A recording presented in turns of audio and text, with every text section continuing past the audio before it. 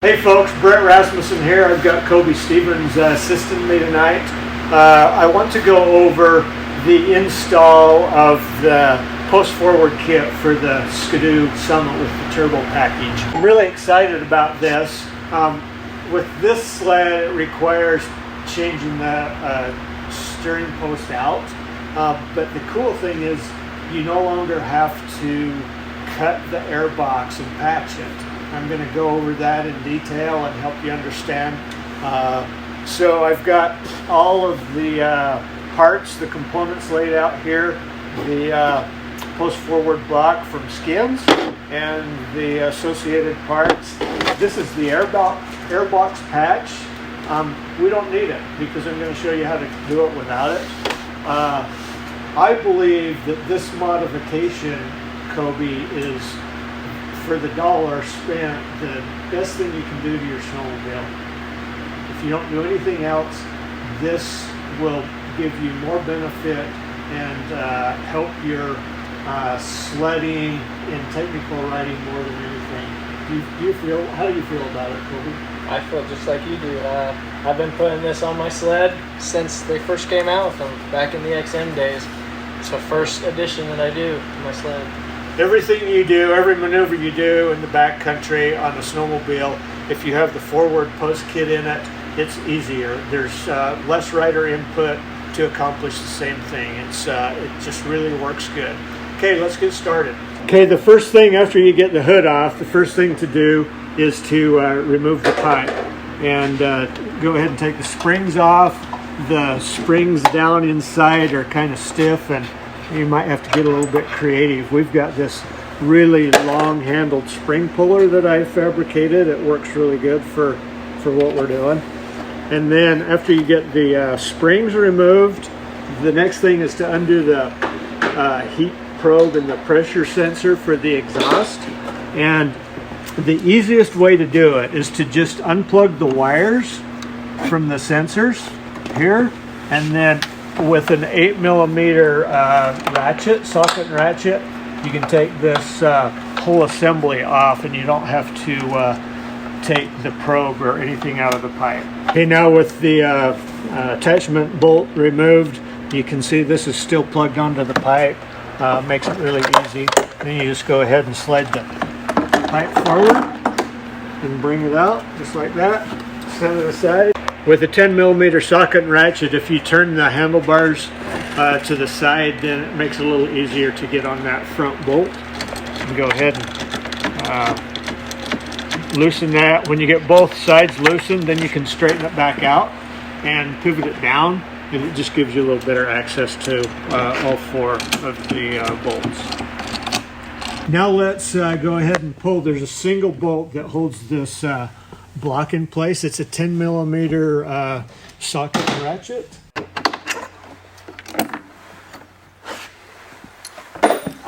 Okay, now we got the top freed up, and so we'll go ahead now and undo the bottom.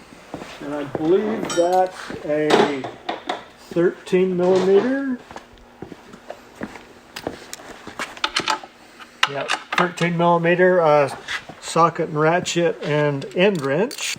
And so when you do this, you have to take these two bolts out. This locates the bottom of the steering post, and we also have to remove the bolts from the tie rod ends.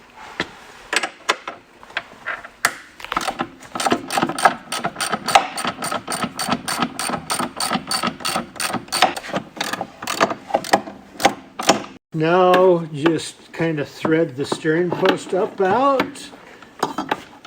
Twist it just right, it'll come right out. So once the bottom's clear, then you can pull the top down through the harnesses and stuff. And so the old steering post with the blocks can be discarded. We won't use any of this. Okay, now we're going to reroute the steering or the wiring harness. Push those little things down through there, and we'll cut these zip ties that secure the wiring harness over here.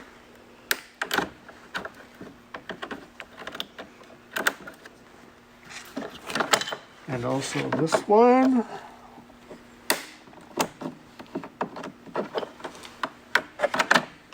And then Kobe, I think there's the headlight dimmer switch has got to be unplugged. And this is I think the beeper plug has got to be undone, and you got your heater harness, hand warmer heater harness has got to be unplugged. And then you have the air temp sensor right here, finally. And this little tool might help you.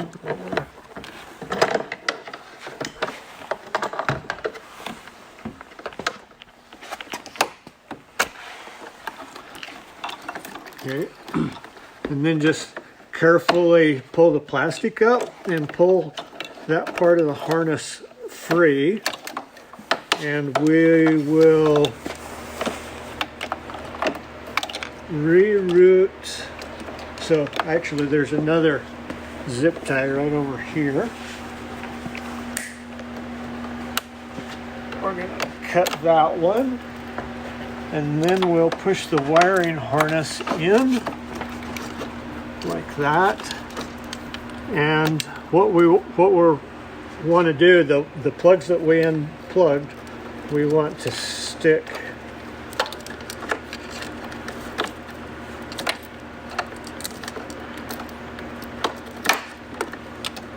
these guys back up here, and then let them go straight down. And Kobe, if you can fish those out.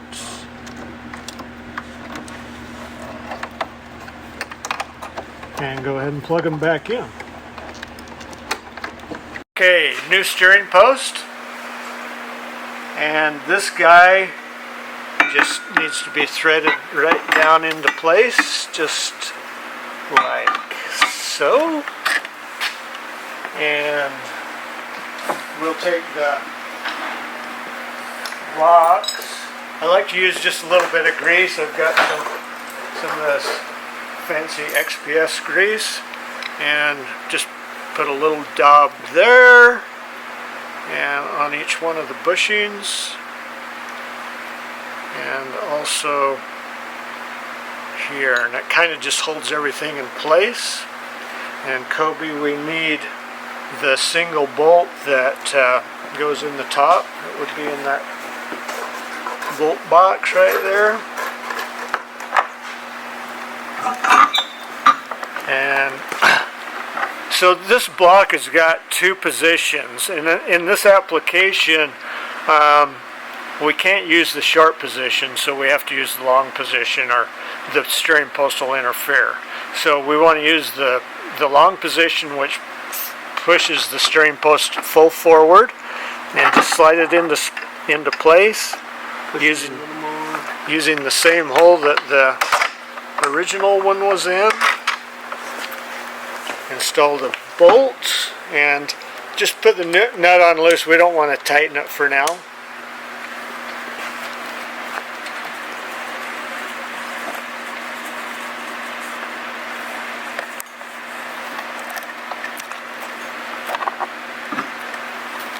Okay, and then go ahead and put the steering post into position. It goes like that. And the block into position.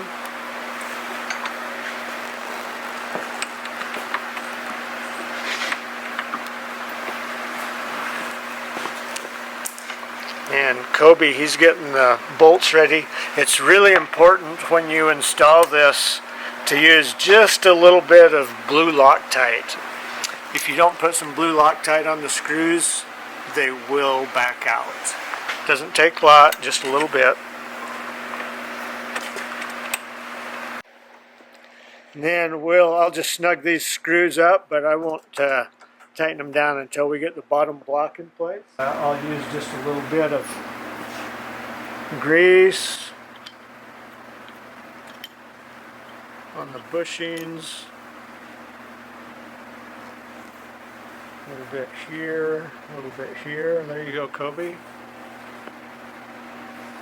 Go ahead and put that one in place on the front.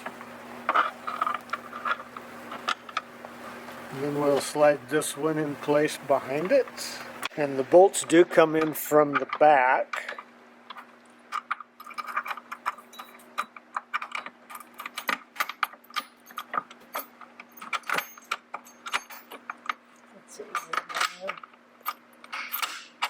There you go.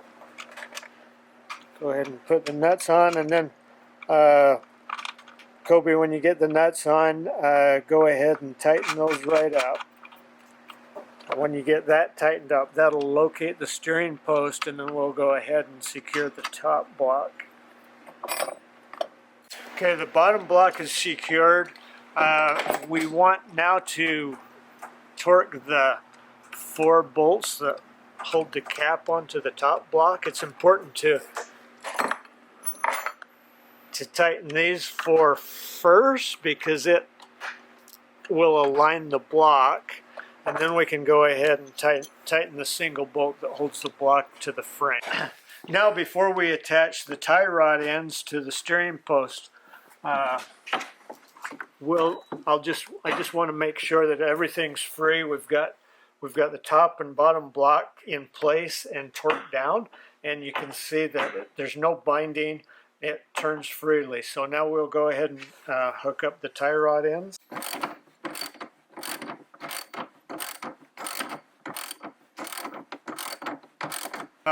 Now that the tie rods are tightened and everything's in place, I just want to make a note that the ski toe end needs to be adjusted, and you can do this now, or you could do it later after you get everything buttoned up. But because we changed the steering post and been playing with the steering components, when you measure the ski toe, you will find that it is not set accurately. So make sure you do that, or you won't like the way it rides down the trail. All right, with the pipe installed, I just want to show when we slide the hood on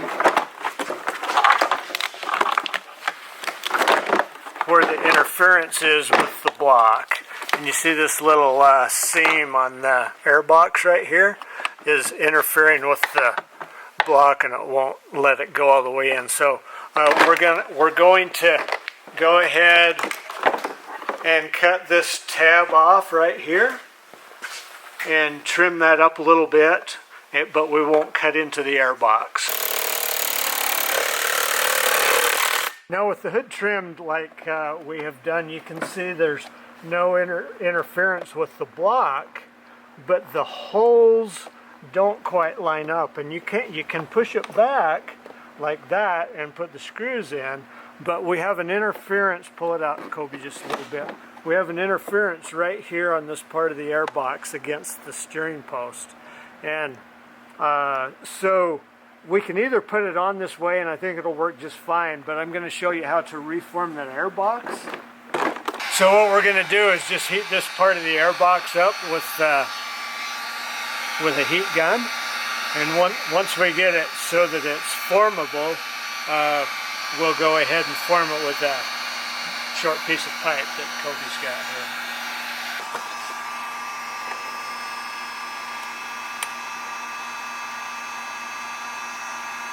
Okay. Now, with the forming complete, the screw holes line up much easier. And we'll go ahead and hook the wiring harness up, and then we'll have to trim the instrument bezel so it'll fit around the post.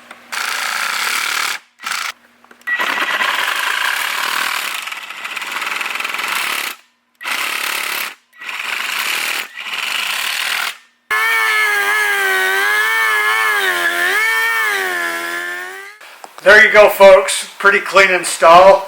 You look here, the steering post is clean. All the wires and harnesses are tucked in behind the steering post. There's no interference with anything. Take your time, make it a really nice job. It gets the rider forward on the sled, closer to the weight mass, gives you more control with less effort. It's a great install. If you have any questions during your install, why, shoot me a message. Happy sledding, guys. Hope to see you on the mountain.